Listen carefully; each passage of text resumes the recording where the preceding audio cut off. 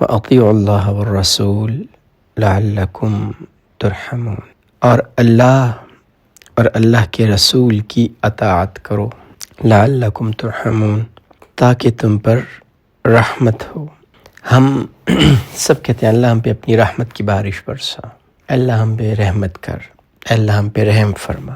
تو اللہ ہمیں طریقے بتاتے ہیں کہ ہم اللہ کی رحمت کیسے گیٹ کر سکتے ہیں، ہم اللہ کی رحمت کے مستحق کیسے ہو سکتے ہیں۔ اور رحمت دو چیزوں کا ایک طرح سے مجموعہ ہوتی ہے، محبت اور کیئر۔ ایک تو ہمارے پاس ہوتی ہے، دوسری ہم کر نہیں پاتے۔ اور کئی مرتبہ فار ایگزامپل کیئر ہے تو محبت نہیں ہے، محبت ہے تو کیئر نہیں ہے، پاسبلٹی ہو سکتی ہے۔ اللہ جل شانہ محبت بھی کرتے ہیں اور کیئر بھی کرتے ہیں، رحم کے اندر یہ دونوں چیزوں کا مفہوم آتا ہے۔ ایسے اللہ کی رحمت ہے، اللہ کی محبت ہے کہ ہمارے گناہوں سے، ہماری اللہ سے دور جانے سے اللہ ہم پہ اپنے فضل کے، کرم کے، انعامات کے دروازوں کو بند نہیں کرتا۔ تو اگر ہم یہ چاہتے ہیں کہ ہم پہ اللہ کی رحمت ہو، اگر ہم یہ چاہتے ہیں کہ اللہ ہم پہ رحم فرمائیں، تو اس کے لیے اللہ نے ہمیں بہت آسان چیزیں بتائی ہیں۔ اللہ کہتے تم محبت کے، رحمت کے، دنیا و آخرت میں رحمت کے مستحق بننا چاہتے ہو تو میری اطاعت کرو، جو میں نے قرآن میں بیان کیا اس پہ مانو، اس پہ چلو، اور رسول کی اطاعت کرو، میرے رسول کی اطاعت کرو۔ یہ اور اس جیسی جو باقی آیات ہیں وہ نبی صلی اللہ علیہ وسلم کی ویلیو کو اور نبی صلی اللہ علیہ وسلم کی شان کو بیان کر کہ اللہ نے جہاں اپنی اطاعت کا کہا، وہاں اپنے رسول صلی اللہ علیہ وسلم کی اطاعت کا بھی حکم دیا، اور نبی صلی اللہ علیہ وسلم کی اطاعت میں ہی کامیابی کا راز رکھا۔ اطیع الرسول کیا ہے؟ رسول کی اطاعت کہاں ہے؟ ہم تو قرآن کی اطاعت کر رہے ہیں، یعنی اللہ کی اطاعت کر رہے ہیں، تو رسول کی اطاعت پھر کیسے کی جائے؟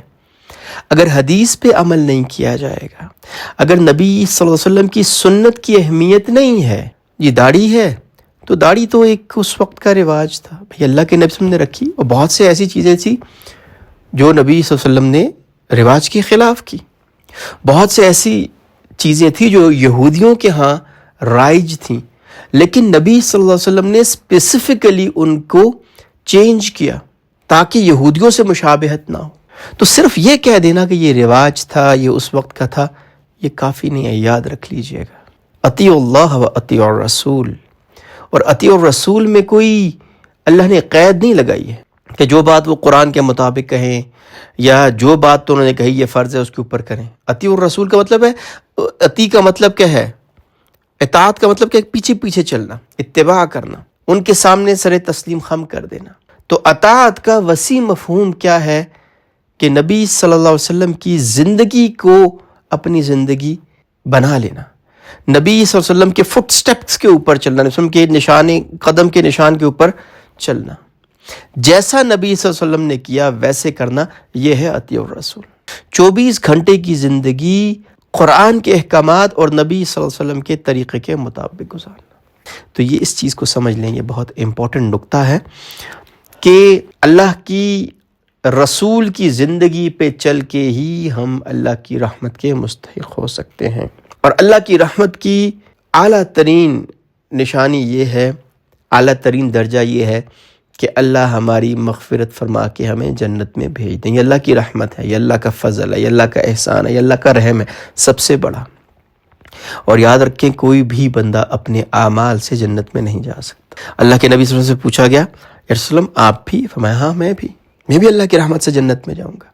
وَسَارِعُوا إِلَى مَغْفِرَةٍ مِّن رَّبِّكُمْ وَجَنَّةٍ عَرْضُهَا السَّمَاوَاتُ وَالْأَرْضُ أُعِدَّتْ لِلْمُتَّقِينَ۔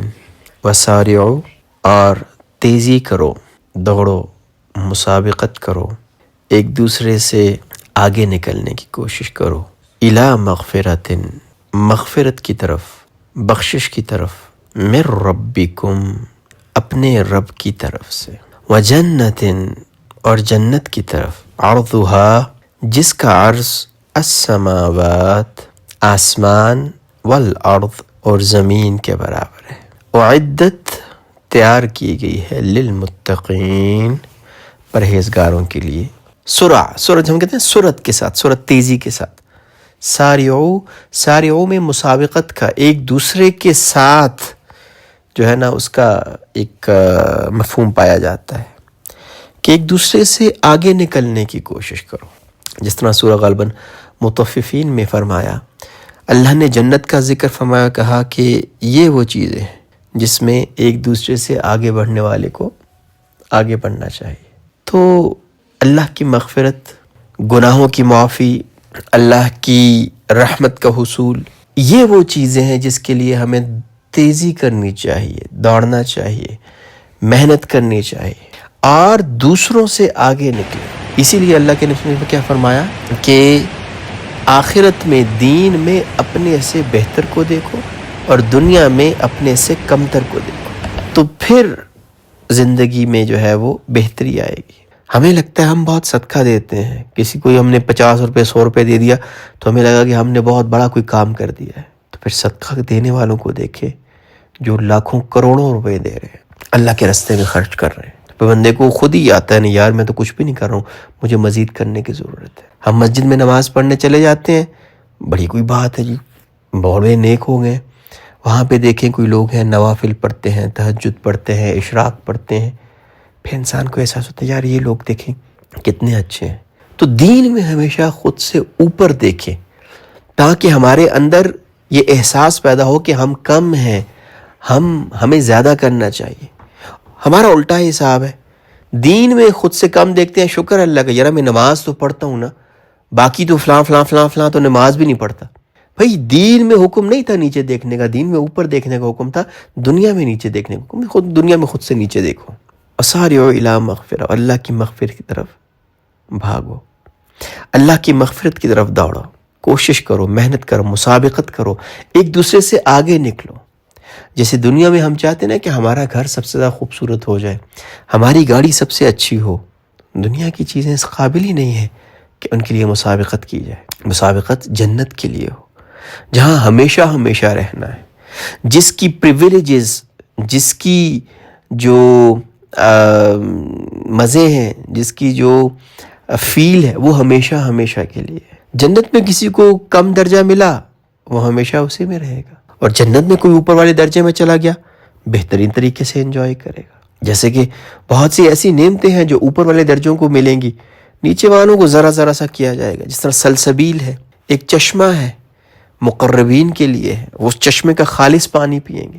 اور جو نیچے والے جنتی ہیں ان کو بس اس کی آمیزش دی جائے گی، یعنی ان کی جو شراب ہوگی اس کو مزید اچھا کرنے کے لیے تھوڑا سا سلسبیل ان کو ڈال کے دے دیا جائے گا، جس سے اس کا مزہ دوبالا ہو جائے گا، زیادہ بڑھ جائے گا.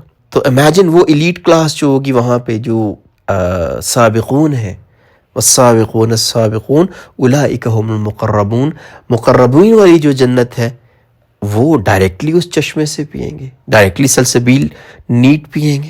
تو وہ جگہ اس کی ہے کہ اس کے لیے بھاگا جائے. اور یہاں پہ پہلے کہا گیا وسارعوا الی مغفرۃ من ربکم، اپنے رب کی مغفرت کی طرف بھاگو. اور پھر کہا وجنت، اور اس جنت کی طرف عرضها السماوات والارض، جس کا عرض آسمان اور زمین کے برابر ہے. پہلے اللہ کی مغفرت کی طرف بھاگنے کا، اس لیے کہ جنت میں داخلہ تب تک ممکن نہیں ہے جب تک اللہ راضی نہ ہو جائے، جب تک اللہ معاف نہ کر دے، جب تک اللہ مغفرت نہ فرما دے. وسارعوا الی مغفرہ، اللہ کی مغفرت کی طرف دوڑو، اللہ کی رحمت کی طرف دوڑنا ہے، اللہ کی مغفرت کو پانا ہے. جب وہ مل گئی تو ظاہر ہے اس کا نتیجہ کیا ہے، اس کے نتیجے میں جنت ہے. اور یہاں پہ جنت کے بارے میں کیا فرمایا، وَجَنَّةٍ عَرْضُهَا السَّمَاوَاتُ وَالْأَرْضُ، اللہ اب جنت کو بتا رہے ہیں. اور پھر اس کے ساتھ میں آپ کو ذرا پچھلی والی جو آیات ہیں ان کے ساتھ ریلیٹ کروں گا. اعدت للمتقین، جو تیار کی گئی ہے متقین کے لیے. جنت کے بارے میں بتایا کہ جنت جو ہے اس کا عرض زمین اور آسمان کے برابر ہے. اب تھوڑا سا اگر ہم پیچھے چلے جائیں، اس سے 2 آیات پیچھے چلے جائیں، یا ایھا الذین آمنوا لا تأکلوا الربا اضعافا مضاعفۃ واتقوا اللہ لعلکم تفلحون. واتقوا اللہ، اللہ کا تقوی اختیار کرو. اور یہاں اس آیت میں کیا کہا گیا، اعدت للمتقین، تیار کس کے لیے کی گئی ہے، متقین کے لیے. یعنی سود ہم کیوں لیتے ہیں؟ کوئی بندہ سود کیوں لیتا ہے؟ مال بڑھانے کے لیے. مال بڑھا کے ہم زیادہ سے زیادہ کیا کر لیں گے؟ کتنا کچھ لے لیں گے. ایک بندہ زیادہ سے زیادہ کتنا مال اکٹھا کر سکتا ہے جو پوری دنیا کا مالک ہو جائے؟ اس سے زیادہ تو نہیں کر سکتا. ایک بندہ ہے جس نے پوری دنیا پہ قبضہ کر لیا ہے، اتنی دولت اس کے پاس آ گئی، تو اللہ کہتے ہیں اس کے پیچھے، اور یہ ممکن نہیں ہے، ایسا پاسبل ہی نہیں ہے کہ ایک بندے کے پاس دنیا کی ساری دولت آ جائے، ساری دنیا اس کی ہو جائے. ایسا پاسبل نہیں ہے. اللہ کہتے ہیں کہ تم جو چھوٹے چند ٹکے کے سود کے پیچھے بھاگ رہے ہو، تم جو چھوٹی سی دنیا میں کچھ ایک دو پلاٹس یا ایک جو ہے وہ فارم ہاؤس یا جو ہے کچھ جو ہے تم اپنی بنانا چاہ رہے ہو، ریئل اسٹیٹ بنانا چاہ رہے ہو، اپنی جائیداد بنانا چاہ رہے ہو اپنے لیے، اپنی اولادوں کے لیے، کتنا ایک بنا لو گے؟ کوئی ایک پورا شہر، ملک یا شہر تو کیا، کوئی پورا گاؤں بھی کسی ایک بندے کا نہیں ہو سکتا، کوئی خرید نہیں سکتا، اتنا نہیں ہوتا. تو اللہ کہتے ہیں سود کو چھوڑو، تقوی اختیار کرو اور اس جنت کی طرف بھاگو جو متقین کے لیے تیار کی گئی ہے، جس کا عرض زمین آسمان کے برابر ہے. تو دونوں میں ایک ریلیشن ہے کہ تم دنیاوی کچھ تھوڑے سے نفع کے لیے، تھوڑی دیر کے نفع کے لیے اپنی آخرت برباد نہ کرو. اس آیت کا اپنا الگ سے بھی ایک مفہوم ہے، بالکل واضح مفہوم بیان کر رہی ہے، اور اگر ہم دیکھیں تو یہ اسی وہ جو سود والی آیت ہے اس کو بھی کمپلیمنٹ کر رہی ہے. یعنی ابھی موضوع ختم نہیں ہوا، وہی چل رہا ہے. اعدت للمتقین.